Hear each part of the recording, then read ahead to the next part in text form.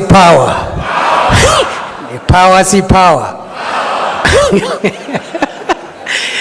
Let me now invite, as Mzee sits down, allow me to announce the following. After the President gives us his keynote address, a few of us will say a few things very quickly by way of plenary, and I'm going to manage that so that we finish early. And then after that, there will be a closing reading of resolution by the two Secretary Generals of ODM and UDA, respectively. On that note, it is now my pleasure to invite His Excellency President William Ruto, Party Leader of UDA, and Leader of the Broad-Based Administration. The power, see power.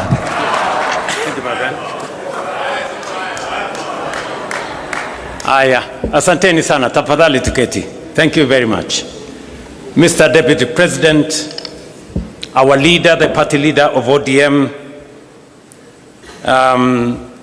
Oburu Oginga, governors present, senators present, members of parliament, both from Kenya and from Yala. I have a written statement, just like Daktari Oburu. Allow me to read half of it, and then I will speak the rest. It is good to be back here at the Kenyatta International Conference Center, the birthplace of the Memorandum of Understanding between Kenya Kwanza UDA and ODM. Exactly 1 year and 3 days ago, my brother, the late Right Honorable Raila Odinga, and I agreed to work together in the national interest for the benefit of our country. Although our brother Raila is no longer with us physically, his wisdom, foresight, and enduring commitment to the nation continues to guide our shared journey ahead. The values we stood for, dialogue, unity, and the pursuit of justice and progress for all Kenyans, remains firmly alive. I am encouraged that the ODM party, now under the leadership of Dr. Oburu Oginga, remains steadfast in upholding the principles Raila Odinga stood for. Together, we honor Raila's legacy through our continued commitment to the ideals he championed for the unity and advancement of our country. Our coming together 1 year ago was guided by one overriding objective: to stabilize our country and to address long-standing socio-economic and political challenges. For too long, our politics had been consumed and trapped by division, tribal competition, and regional rivalry instead of focusing on the real issues affecting the lives of all Kenyans equally. Together, we resolved to change that. Today's joint parliamentary group meeting between the two parties is therefore significant, not only because it reflects the spirit of that agreement, but also because of the responsibility we carry as leaders to deliver on commitments made to the people of Kenya. We had planned to mark the first anniversary of the signing of the MOU on the 7th of March by assessing the progress made in implementing the agreed agenda. However, as you all know, in the days leading up to that date, our nation suffered a tragic loss. We lost a distinguished member of parliament, the late Honorable Johanna Ngeno of Emurua Digir, who was a committed member of this parliamentary group and a dedicated servant of the people. Were it not for the fatal helicopter crash, the Honorable Ngeno would have been seated here with us today. May his soul rest in peace.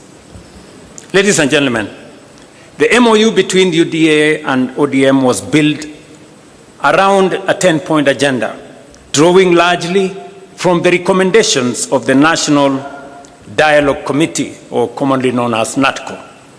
These agenda items address critical national issues, including electoral reforms, the cost of living, governance, and economic stability.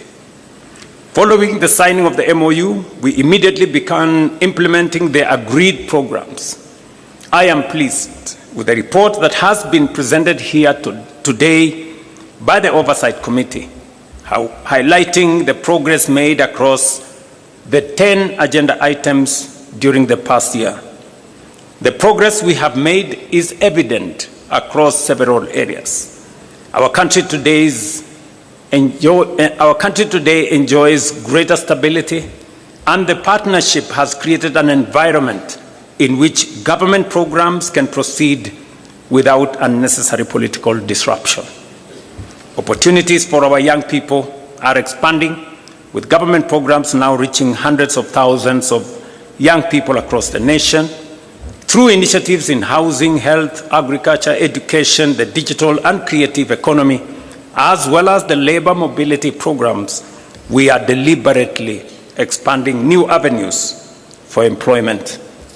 Allow me, ladies and gentlemen, to paraphrase, because I have been particularly meticulous in trying to find out where we are in the process of implementing the 10-point agenda. And just for the record, the 10-point agenda was not imposed on us. The 10-point agenda was our commitment, voluntary commitment between our parties in respect to the people of Kenya. There are some people who want to appoint themselves supervisors, as if we met the commitment to them. We did not make the commitment to them. We met the commitment to the people of Kenya. And our responsibility and reporting is to the people of Kenya. And let me say the following. We did this, and we set the standard very high ourselves, because we believe that is what we should do for the people of Kenya. Not because anybody forced us, not because anybody imposed it on us, but it is because it is our commitment that Kenyans deserve a higher standard of leadership and delivery. I know the matters of NADCO has been spoken very ably by the presenters of the report. We all agree that one of the most pertinent issues in NADCO was the issue of electoral reforms, and especially the appointment of commissioners to the IEBC. You remember very well that that was a very big debate. Today, we have gone through the process. The court processes have been dispensed with, and today we have a functioning Independent Electoral and Boundaries Commission. It has already conducted several by-elections, and as a show of confidence in this broad-based administration, all the parliamentary elections that have been held have been won by broad-based. I said all of them. Yes. Just for good record, and we are not Atusemi. That's what it is. Yeah, those are the facts. In fact, the last by-elections that were held, of the 4 seats that were in contest, broad-based won all of them. Again, for good record. But that is not what I'm trying to say here. I'm trying to say that we are faithful to our commitment on matters to do with legislation that is there in Parliament. We know there has been back and forth between the two houses. We will be recommending in this PG that we have a broad-based negotiating team. One that is going to sit with both houses of parliament, comprising membership from both houses of parliament. Because if broad-based decides, parliament will decide. Is that true? Yes. Because we have the numbers to drive it through both houses of parliament. So I want us to raise the standard a bit so that we establish a broad-based negotiating committee or mediation committee to assist us on all the items that have been presented for legislation in Parliament by NADCO.